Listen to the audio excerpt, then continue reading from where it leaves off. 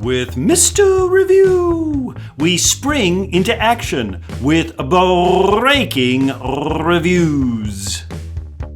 Hello, we're talking about political parties. Hey, Mr. Review, did you say we are a two-party system? Well, then what about those third parties I see on the ballots? Third parties? Huh, my favorite, the ice cream and pony party. You know, if they win, everybody gets a free ice cream cone and a pony ride. I'm in, waiting in line. But doesn't look like they have a big chance of winning. Why do we have third parties? And why don't they win? Well, there are structural barriers, institutional obstacles. The biggest, of course, is the winner-take-all rules.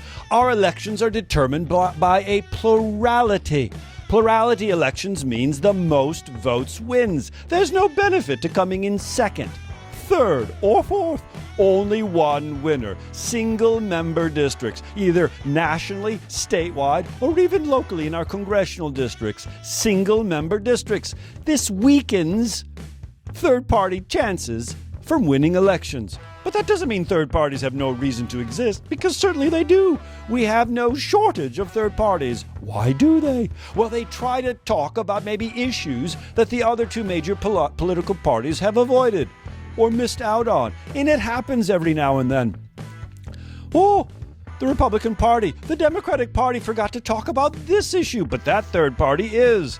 And it mobilizes voters. And typically what happens then is one of the two major political parties adopts that issue and brings them into the tent. Let's make that tent a little bit bigger. Ooh, this Reform Party can come into our tent. Ooh, join us.